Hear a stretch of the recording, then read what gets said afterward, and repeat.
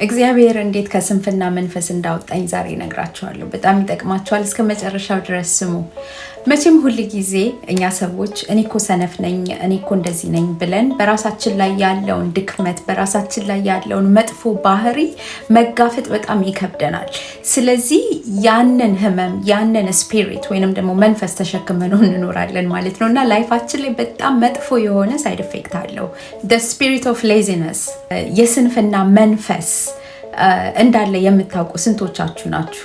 ምንም ነገር እንዳይከናወንልን ወይንም ደግሞ እንዳንሰራ የስንፍና መንፈስ ብዙ ጊዜ ምክንያት በመስጠት በአንዳንድ ነገሮች ላይ ኤክስኪውዝስ ወይንም ደግሞ በቃ ላይሆን እኮ ይችላል፣ አይሆንም እኮ ባደርገውም አይሳካም፣ የተለያዩ ምክንያቶችን እንድንሰጥ በውስጣችን ይገፋፋናል።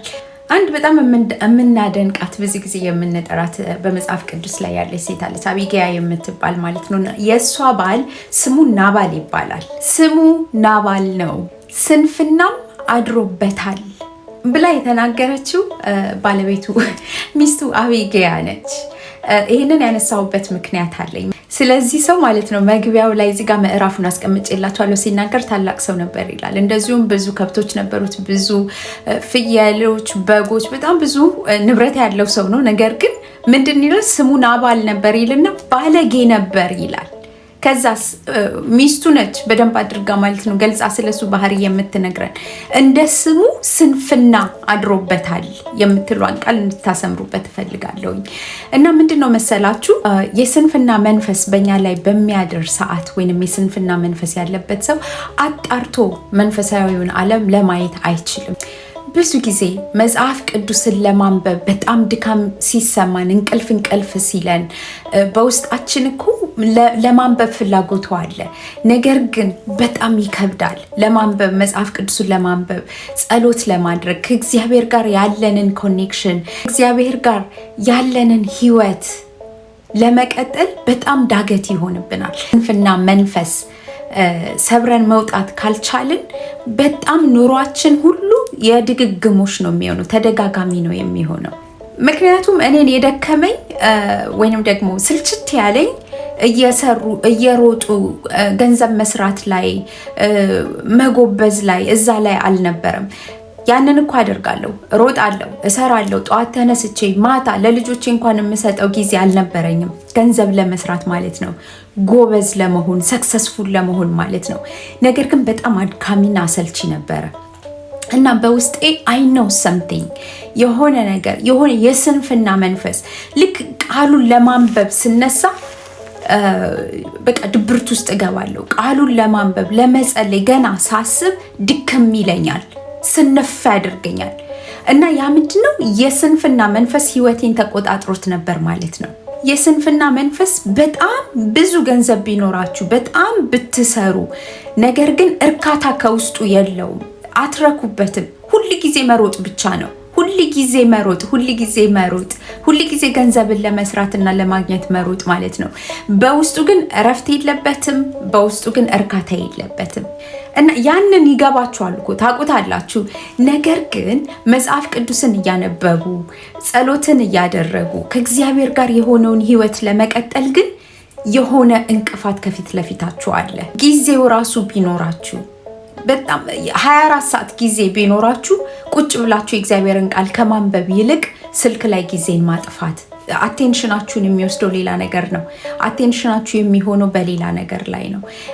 ሐሳባችሁን ብትንትን በማድረግ እግዚአብሔር ጋር ያላችሁን በክርስቶስ ኢየሱስ ያገኛችሁትን ትክክለኛውን ማንነታችሁን፣ ህይወታችሁን እንዳትኖሩ እንቅፋት የሚሆንባችሁ ያ የስንፍና መንፈስ ፎርሙን እየቀያየረ መልኩን እየቀያየረ በተለያየ መልኩ ህይወታችንን፣ ነፍሳችንን መቆጣጠር የሚፈልግ ክፉ መንፈስ ነው። ይህንን ሁሉ ካልኳችሁ በኋላ እሺ እንዴት ነው ይህንን የስንፍና መንፈስ የምናባርረው? እሺ አወቅ ነው የስንፍና መንፈስ አለብኝ እና አሁንስ እንዴት ነው ከዚህ መንፈስ የምላቀቀው? የሚገርማችሁ ነገር ሞመንት እግዚአብሔር በገለጠልኝ ጊዜ ማለት ነው በምን አይነት መንፈስ እንደተያዘ ውስጤ ነፍሴ በጣም በቃ እንደምትጨነቅ ማለት ነው። ይህንን ጉዳይ ካወኩኝ በኋላ ያደረኩት ነገር ቢኖር እግዚአብሔር እንዲረዳኝ ኦኬ አወኩት፣ ህመሜን አወኩት፣ ችግሩን አውቄዋለሁኝ። አሁን ደግሞ መድኃኒት ነው የሚያስፈልገኝ፣ አሁን ደግሞ መታከም ነው የሚያስፈልገኝ። አወኩት፣ ተገለጠልኝ። እኔ በውስጤ ይሄ የስንፍና መንፈስ አለ የሚለውን ማለት ነው። እና ያደረኩት ነገር ጸሎት ነው። እግዚአብሔር ሆይ እርዳኝ፣ ይህንን የስንፍና መንፈስ ከውስጤ ነቅለህ አውጣው፣ ጎበዝ ሴት አድርገኝ፣ ቃልህን በማንበብ አንተን በማወቅ በመፈለግ ጎበዝ ሴት መሆን እፈልጋለሁኝ። በምሰራው ስራ ላይ ሁሉ ፍሬ እንዲኖረኝ፣ የተሰጠኝ መክሊቴን መኖር እንድችል፣ መመንዘር እንድችል አጎብዘኝ እና እግዚአብሔር የእውነት ያደርጋል። ዋናው ነገር እንዳልኳችሁ ዋናው ማወቁ ነው። የተያዝንበትን ህመም የተያዝንበትን ችግር ማወቁ ላይ ነው። ከዛ በኋላ ደግሞ እዛ ጉዳይ ላይ መጸለይ፣ መትጋት። ከዛ በኋላ ግን ማለት ነው አሁንም እምላችሁ 21 ቀን ብዙ ጊዜ 21 ቀን ስል ሰምታችሁኛል። ምንድነው የ21 ቀን? እሱን በደንብ በሰፊው አብራራላችኋለሁ በሌላ ክፍል። ነገር ግን ያደረኩት ነገር ምንድነው ለ21 ቀን ቃል በማንበብ በመጸለይ በመጾም ጊዜ በመውሰድ ማለት ነው ከእግዚአብሔር ጋር ለማሳለፍ ቆርጬ ተነሳውኝ እና ጊዜ ሰጠውኝ። እና ደግሞ ይህ ስለ ስንፍና የስንፍና መንፈስ የሚባለው ምንድን ነው? ስለ ስንፍና የእግዚአብሔር ቃል የሚለው ምንድን ነው? ሲምፕተሙስ ደግሞ ምንድን ነው? በእኔ ላይ የሚታየው በባህሬ ላይ የሚታየው ምንድን ነው? ከዛስ ደግሞ እንዴት አድርጌ ነው መውጣት የምችለው፣ ሰብሬ መውጣት የምችለው የሚለው መጽሐፍ ቅዱስ ላይ ሁሉ ተቀምጧል። እናም ያንን አፕ ላይ በህይወታችን ላይ በማድረግ ማለት ነው ጊዜን በመውሰድ በመቀመጥ ከእግዚአብሔር ጋር ቁጭ ብሎ እንዲያስተምራችሁ ልባችሁን ከፍታችሁ በመስጠት አሸንፋችሁ ትወጣላችሁ። And that's why the Bible goes after laziness as a sin, because laziness is essentially saying, God, you have given me nothing of significance and importance. Therefore, I can fritter my life away being lazy, not developing my physical talents or my intellectual talents or my spiritual talents. በሚቀጥለው ደግሞ አገልግሎት፣ ስራ፣ ቤተሰብ፣ ልጅ ማሳደግ፣ ትዳር መምራት፣ በጣም ብዙ ነገር አለብን እኛ ሴቶች እና እንዴት አድርገን ፕሮግራም አውጥተን በየቀኑ የምንሰራውን ትንሽ በትንሽ ማለት ነው እንዴት ፕላን እናውጣ፣ እንዴት እቅድ እናውጣ የሚለውን ደግሞ ይዤላችሁ እመጣለሁ። ተባረኩልኝ፣ ወዳችኋለሁ። ባይ